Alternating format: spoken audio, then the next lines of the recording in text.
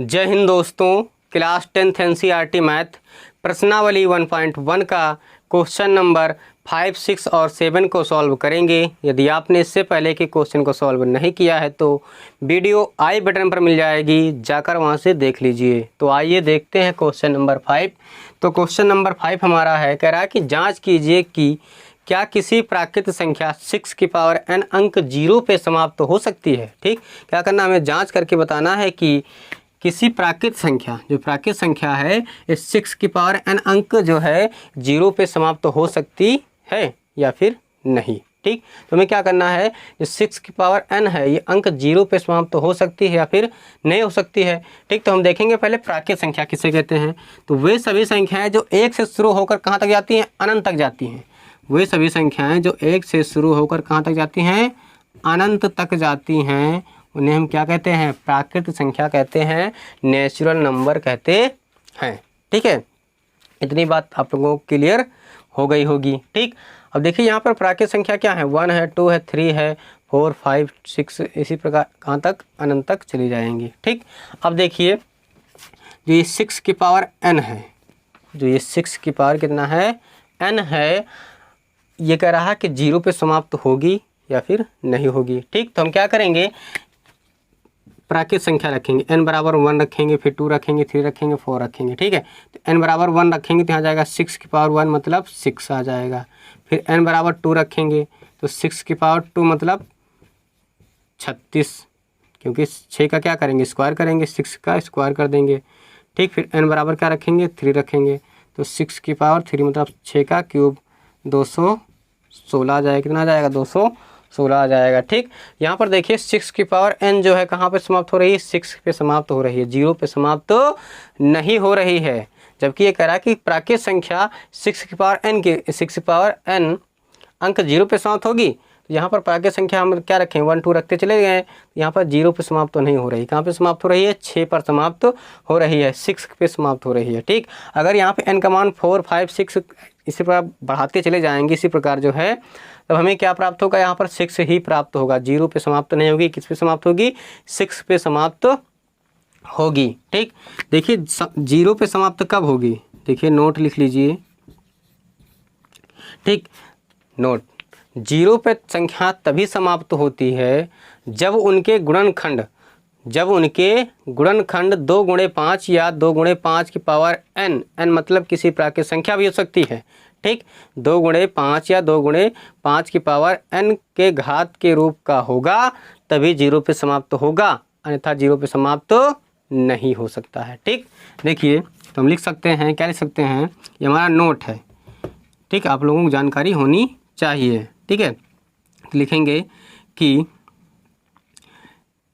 कोई संख्या, यदि कोई संख्या या फिर कोई संख्या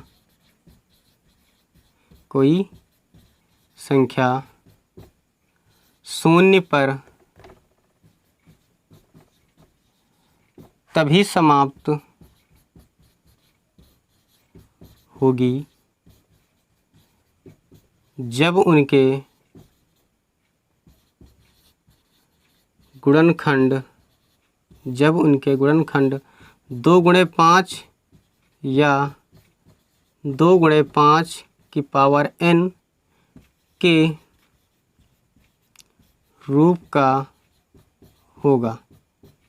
ठीक है, यदि कोई संख्या 0 पे तभी समाप्त होगी, यदि कोई संख्या 0 पे तभी समाप्त होगी जब उनके गुणनखंड 2 गुणे 5 या 2 गुणे 5 की पावर n के रूप का होगा।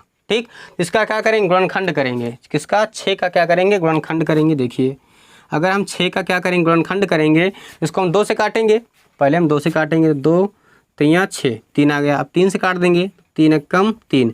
अगर इसका गुणनखंड देखें तो इसका गुणनखंड कितना है, 2 और 3 है। इसका गुणनखंड कितना है, 2 और 3 है। तो 0 पे समाप्त नहीं होगी। अभी हमने बताया है कि 0 पे तभी समाप्त होती है जब उनके गुणनखंड 2 गुणे 5, यहाँ पे क्या है, 2 गुणे 3 है। 2 गुणे कितना है, 3 है। अगर 2 गुणे 5 आता तब तो ये 0 पे समाप्त होती, लेकिन यहाँ पे 2 गुणे 3 आ गया, इसलिए 0 पे समाप्त नहीं होगी। क्यों, क्योंकि आपने देख लिया है प्राकृत संख्या n बराबर 1 रखकर, 2 रखकर और 3 रखकर, ठीक है। 0 पे समाप्त नहीं हो रही, कितने पे समाप्त हो रही है, 6 पे समाप्त हो रही है, ठीक। और 0 पे कब समाप्त होती है, जब उनके गुणनखंड 2 गुणे 5 या 2 गुणे 5 की पावर n के रूप का होगा, तभी 0 पे समाप्त होगा, अन्यथा 0 पे समाप्त नहीं होगा, ठीक। तो यहाँ पे देखिए 2 गुणे 5 के रूप में नहीं है, ये क्या 2 गुणे 3 के रूप में है, इसलिए 0 पे समाप्त नहीं होगी, ठीक। तो हम यहाँ पे डायरेक्ट लिख सकते हैं कि इसको सब मिटा दीजिए, ठीक। ये आपकी जानकारी के लिए है, इसको अलग कहीं लिख लीजिएगा। तो हम लिख सकते हैं डायरेक्ट कि, या फिर अतः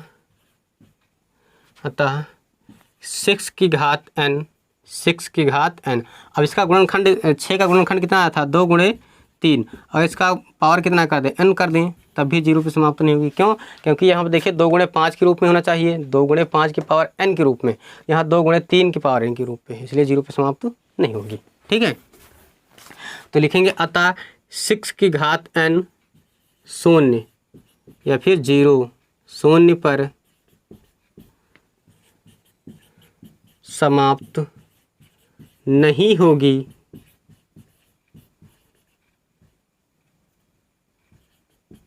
क्योंकि इनके गुणनखंड 2 गुणे 3 के 2 गुणे 3 की पावर n, 2 गुणे 3 की पावर n के रूप का है, ठीक। हम क्या लिख सकते हैं कि 6 की पावर n अंक, जो 6 की पावर n अंक है, ठीक, 6 की पावर n अंक लिख लो यहाँ पर, 6 की पावर n अंक शून्य, ठीक, शून्य पर समाप्त नहीं होगी, क्योंकि इनके गुणनखंड 2 गुणे 3 की पावर n के रूप का है, ठीक। जबकि शून्य पर समाप्त होने के लिए लिख सकते हैं कि जबकि शून्य पर तभी समाप्त होगी यदि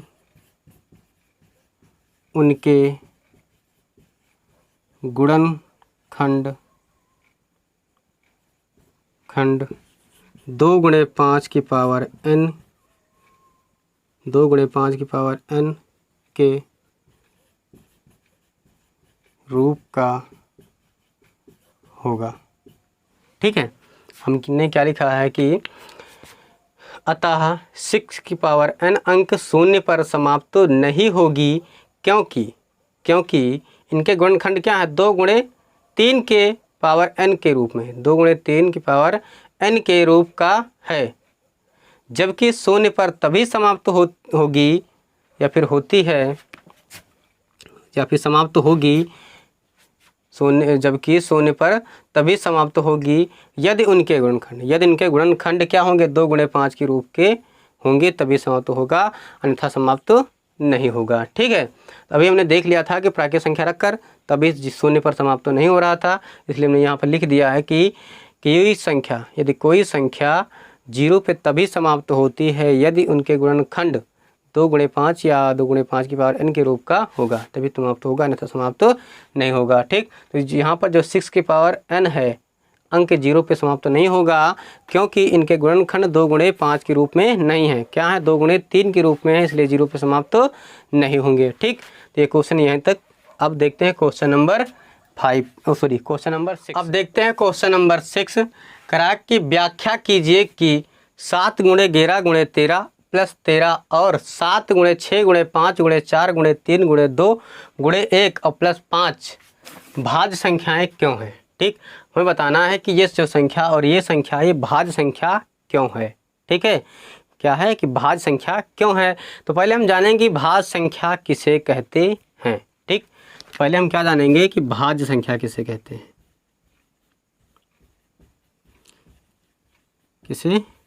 भाज्य संख्या किसे कहते हैं, ठीक। तो वे सभी संख्याएं जो एक और स्वयं के अलावा किसी अन्य संख्या से भी कट जाएं, वे सभी संख्याएं जो एक और स्वयं के अलावा किसी अन्य संख्या से भी कट जाएं उसे भाज्य संख्या कहते हैं। ठीक, वे सभी संख्याएं लिख सकते हैं कि वे संख्याएं जो एक और स्वयं के अलावा अन्य संख्या से भी कट जाए उसे भाज्य संख्या कहते हैं।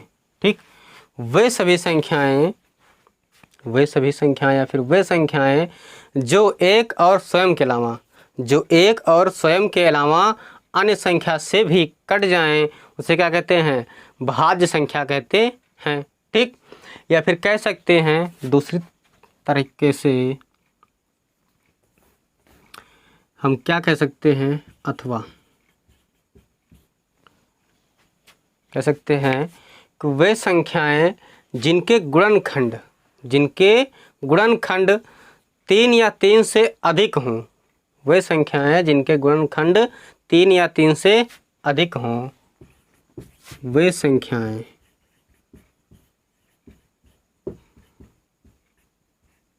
जिनके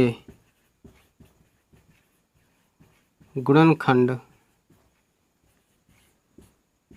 3 या 3 से अधिक हों। ठीक, वे संख्याएं जिनके गुणनखंड क्या हों, 3 या 3 से अधिक हों, उन्हें क्या कहते हैं, भाज्य संख्या कहते हैं। ठीक है, वे सभी संख्याएं जिनके गुणनखंड 3 या 3 से अधिक हों, उन्हें क्या कहते हैं, भाज्य संख्या कहते हैं। या फिर कह सकते हैं कि वे संख्याएं जो एक और स्वयं के अलावा किसी अन्य संख्या से भी कट जाएं, वे संख्याएं जो एक और स्वयं के अलावा किसी अन्य संख्या से भी कट जाएं उन्हें भाज्य संख्या कह सकते हैं। या दूसरे तरीके से कहते हैं कि जिनके गुणनखंड 3 या 3 से अधिक हों उसे भाज्य संख्या कहते हैं। ठीक, देखिए इन संख्याओं को हम 2 तरीके से लगा सकते हैं। तो आप लोगों को ये पता हो गया होगा कि भाज्य संख्या किसे कहते हैं। ठीक, सभी लोगों को पता हो गया होगा कि भाज्य संख्या किसे कहते हैं। देखिए जैसे ये क्वेश्चन दिया है, कह रहा है कि व्याख्या कीजिए कि 7 × 11 × 13 + 13 और 7 × 6 × 5 × 4 × 3 × 2 × 1 और +5 भाज्य संख्याएं क्यों हैं। ठीक, बताना है कि भाज्य संख्याएं क्यों हैं। देखिए इसका क्या करेंगे, हम यहाँ पे लिख लेंगे 7 × 11 × 13 और +13। ऐसे इसमें 7 × 6 × 5 × 4 × 3 × 2 × 1 +5। ठीक, इनको हम 2 तरीके से लगा सकते हैं। या तो इसमें देखिए पहला तरीका कि यहाँ पर क्या है, 13 है, यहाँ पर भी क्या है, बीच में प्लस लगा है। ठीक, बीच में क्या लगा है, प्लस लगा है, इसलिए इसमें 13, इसमें भी क्या 13 है, इसमें से 13 हम कॉमन ले सकते हैं। ठीक है, इसमें से 13 क्या कर सकते हैं, कॉमन ले सकते हैं। सेम इसी प्रकार इसमें देखिए यहाँ पर क्या है, 5 है, इसमें भी क्या है, 5 है, तो इसमें 5 हम क्या कर सकते हैं, कॉमन ले सकते हैं। या फिर दूसरा तरीका ये है कि इन सभी संख्याओं क्या करेंगे, गुणा करेंगे और ये संख्या जोड़ देंगे। ठीक, इन सभी संख्याओं क्या करेंगे, गुणा करेंगे और संख्या जोड़ देंगे। ऐसे इसमें सभी संख्या गुणा करेंगे, ये संख्या क्या करेंगे, जोड़ देंगे। ठीक, तो पहले हम देखेंगे कि क्या करेंगे हम कॉमन लेकर। ठीक, तो यहाँ पर 13, यहाँ पर क्या 13 है, तो हम 13 क्या कर सकते हैं, कॉमन लेंगे। ठीक, तो यहाँ पे क्या बचेगा, 7 × 11 × 1 और +1 बची। यहाँ कितना बची, 1 बची ना बचे, यहाँ पर कितना बचेगा, यहाँ पर 1 बचेगा। ठीक, तो 7 × 11 और × 1 और प्लस क्या बचेगा, 1 बचेगा। ठीक, 13 क्या आ गया, बाहर आ गया है, तो ये हो जाएगा 11 × 7 = 77 और +1 कितना हो जाएगा, 78 हो जाएगा। कितना हो जाएगा, 78। तो 13 × 78, 13 × 78। ठीक, ये आ गया। अब इसमें देखिए कि सभी संख्याओं में हम क्या कर सकते हैं, 1 से गुणा कर सकते हैं। सभी संख्याओं क्या कर सकते हैं, 1 से गुणा कर सकते हैं, इसलिए इसमें क्या करेंगे, 1 से हम गुणा कर देंगे। क्या कर देंगे, गुणा कर देंगे। ठीक, तो इनके गुणनखंड क्या हो गए, देखिए 3 हो गए हैं। ठीक। अगर 3 हो गए हैं तो ये संख्या क्या है, भाज्य है। ठीक। ऐसे इसमें देखिए, अगर इसमें हम क्या करेंगे, 5 कामन लेंगे तो यहाँ पर 5 है, यहाँ पर क्या है 5 है, तो 5 कामन लेंगे तो यहाँ पर बचेगा 1, यहाँ पर क्या बचेगा 1 बचेगा। जैसे यहाँ पर 13 कामन लिए थे तो यहाँ पर 1 बचा है और यहाँ पर भी क्या बचा है 1 बचा है। ठीक। ऐसे यहाँ पर 5 कामन लेंगे तो यहाँ पर बचेगा 1, यहाँ पर बचेगा 1, तब 5 कामन लेंगे तो यहाँ बचेगा 7 गुणे 6 और 5 की जगह क्या बचेगा 1 बचेगा, फिर गुणे 4 गुणे 3 गुणे 2 गुणे 1 और प्लस 5 कामन हो गया तो कितना बचा 1 बचा। ठीक। कोई दिक्कत नहीं होनी चाहिए। अब देखिए, अब अंदर क्या करेंगे, गुणा कर लेंगे तो 5 गुणे, यहाँ पे क्या है गुणा चिन्ह लगा लीजिए। ठीक। यहाँ पर क्या है गुणा का चिन्ह मान लीजिए। ठीक है, कोई दिक्कत। अब इसका गुणा कर दीजिए तो यहाँ पे क्या है 7, यहाँ पे क्या है 6, 7 छंग 42, कितना जाएगा 7 छंग 42 गुणे 4 3 12 दूना 24 और प्लस 1, क्या जाएगा प्लस में 1 हो जाएगा। ठीक। कोई दिक्कत। अब हम क्या करेंगे, हम गुणा कर लेंगे। क्या करेंगे, अब हम जो है गुणा कर लेंगे। ठीक। तो 42 का क्या करेंगे, गुणा करेंगे। 42 का गुणा करेंगे हम जो है 24 से, तो हमारा आ जाएगा 1008। कितना आ जाएगा 1008, तो 5 गुणे इसमें 1008 आ जाएगा और प्लस में क्या है 1 है तो प्लस में 1 लिख देंगे। तो 5 गुणे 1000 कितना हो जाएगा 9 हो जाएगा। ठीक। 5 गुणे 1009। देखिए, जब इसका क्या करेंगे, गुणा करेंगे तो 1008 आ जाएगा, प्लस में क्या है 1 है तो प्लस में 1, तो 1008 में क्या करेंगे 1 जोड़ देंगे तो 1009 हो जाएगा। ठीक। तो 5 गुणे 1009। ठीक। इसमें क्या कर सकते हैं हम 1 से गुणा कर सकते हैं, जैसे इसमें हम 1 से गुणा कर सकते हैं, इसमें भी क्या कर सकते हैं 1 से गुणा कर सकते हैं। ठीक। सभी संख्याओं में हम 1 से गुणा कर सकते हैं, कोई फर्क नहीं पड़ने वाला है। ठीक। तो अब यहाँ पर देखिए, इनके भी गुणनखंड कितने हैं 3 हो गए हैं और इनके भी गुणनखंड क्या हो गए हैं 3 हो गए हैं। ठीक। इसलिए ये दोनों संख्याएं क्या हैं, भाज्य हैं। क्या हैं, भाज्य। हमने क्या बताया था, हमने 2 परिभाषा बताया है। एक में बताया है कि वे संख्याएं जो एक और स्वयं के अलावा किसी अन्य संख्या से भी कट जाएं, जो एक और स्वयं के अलावा किसी अन्य संख्या से भी कट जाएं, उसे भाज्य कहते हैं। और दूसरा बताया है कि वे संख्याएं जिनके गुणनखंड 3 या 3 से अधिक हों। देखिए 3 है कि नहीं है, 3 है तो ये संख्या क्या है, भाज्य है। ठीक है, संख्या क्या है, भाज्य है। तो हम यहाँ पर लिख सकते हैं, क्या लिख सकते हैं कि अतः ये संख्याएं भाज्य हैं क्योंकि इनके गुणनखंड 3 हैं। ठीक। हम क्या लिख सकते हैं, लिख सकते हैं कि अतः ये संख्याएं क्या हैं, भाज्य हैं। ये संख्याएं भाज्य हैं क्योंकि इनके गुणनखंड 3 हैं, क्योंकि इनके गुणनखंड क्या हैं 3 हैं। ठीक है, देखिए इनके गुणनखंड क्या हैं 3 हैं, इसलिए क्या है संख्याएं भाज्य हैं। ठीक। देखिए यहाँ पर क्या किए हैं, दोनों में 13 है, इसमें भी क्या है 13, इसमें भी क्या 13 है, तो 13 हमने कॉमन ले लिया। ठीक। तो ब्रैकेट से बाहर हो जाएगा 13, तो यहाँ पे 7 गुणे 11 बचेगा। और फिर यहाँ पे जहाँ पे 13 है वहाँ पे क्या बचेगा 1 1 बचेगा, तो यहाँ पर क्या बचा 1 1, तो 7 गुणा करेंगे 11 से 77, 11 सते 77 और प्लस क्या कर देंगे 1, तो कितना जाएगा 78 आ जाएगा। ठीक। 11 सते 77 और फिर 1 से गुणा करेंगे तो वही संख्या 77 आ जाएगा, फिर 1 जोड़ देंगे कितना जाएगा 78। ठीक। तो 13 गुणे क्या हो जाएगा 78 हो जाएगा। ठीक। 13 गुणे 78। अगर इसमें हम 1 से गुणा कर सकते हैं, बिल्कुल कर सकते हैं। क्यों, क्योंकि किसी भी संख्या में 1 से हम गुणा कर सकते हैं। अगर यहाँ पे 1 से गुणा कर देंगे तो इनके गुणनखंड कितने हो जाएंगे 3 हो जाएंगे। इनके गुणनखंड कितने हो जाएंगे 3 हो जाएंगे। जब 3 होंगे तभी क्या होंगे हमारे भाज्य संख्या होंगे। ठीक। ऐसे इसमें क्या कर देंगे, देखिए इसमें क्या है 5 कॉमन है, दोनों में 5 है तो 5 हमने बाहर ले लिया, तो ये संख्या बचेंगी 7 गुणे 6 गुणे यहाँ पे 5 है, वहाँ पे क्या बचेगा 1, तो 7 गुणे 6 गुणे 1 गुणे 4 गुणे 3 गुणे 2 गुणे 1 प्लस 1। ठीक। तो ये संख्या लिख दिए। ठीक। अब इसका क्या करेंगे, गुणा करेंगे तो 42 और 24 आ जाएगा, गुणे में 42 गुणे 24 और प्लस 1।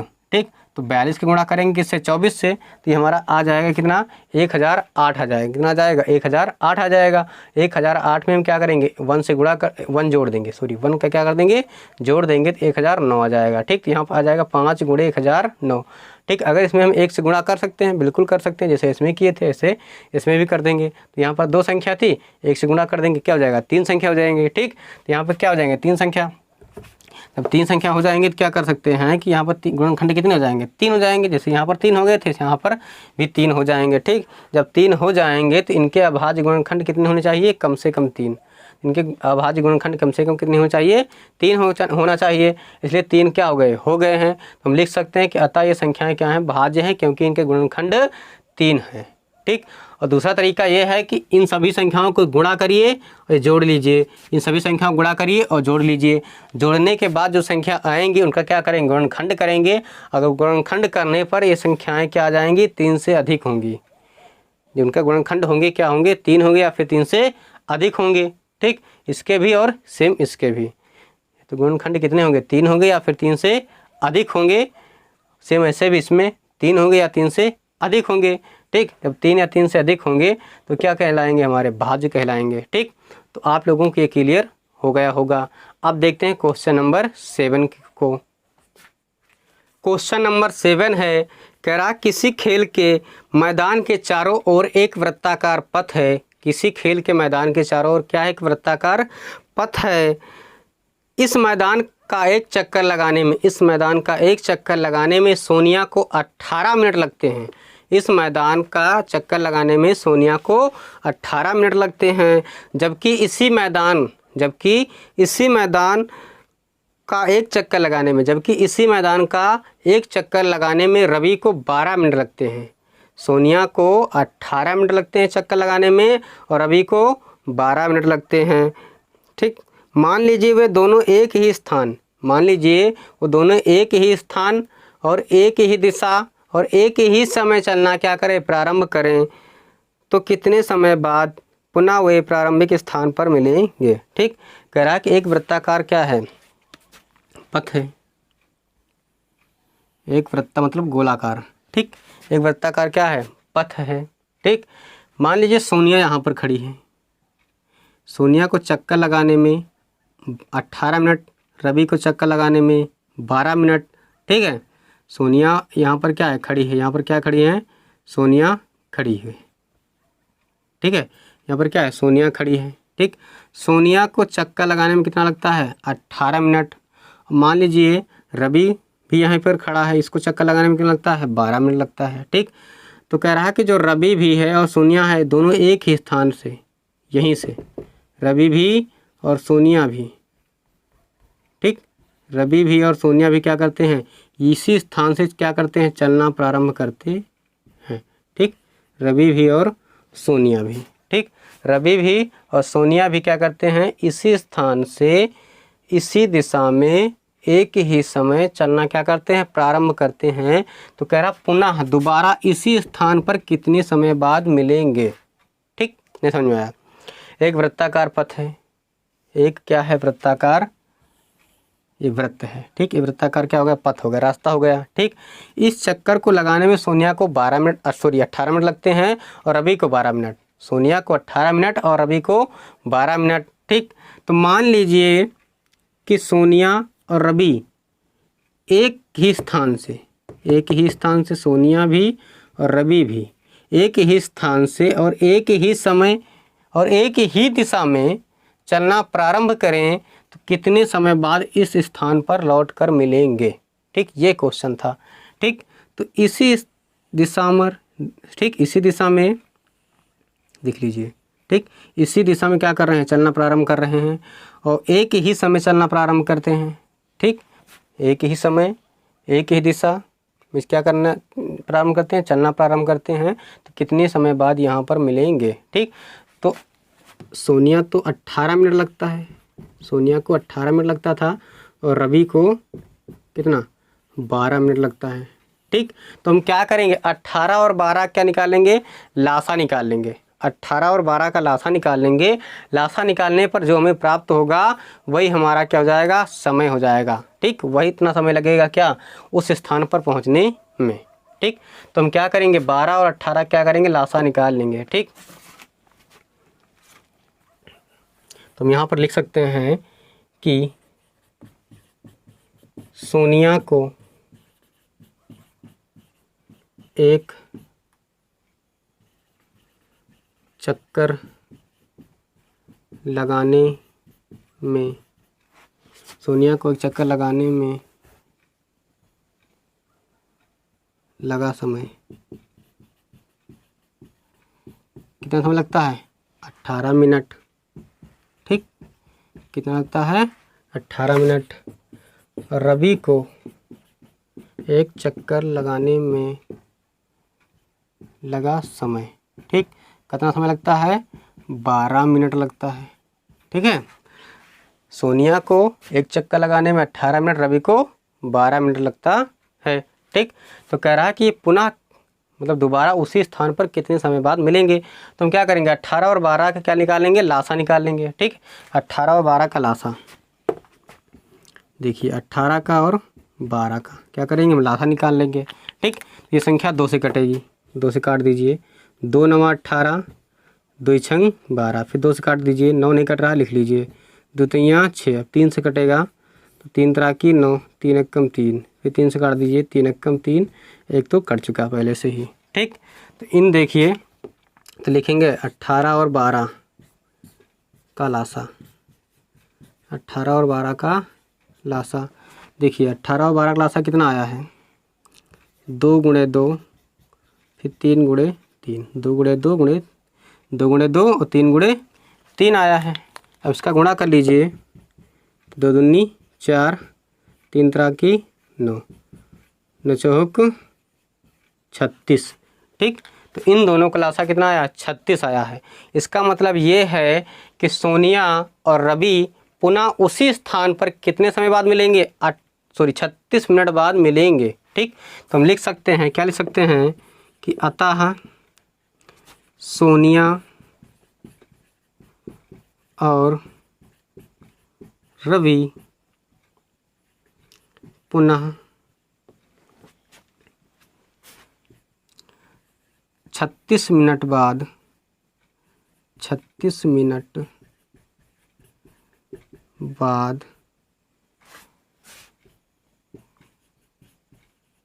मिलेंगे।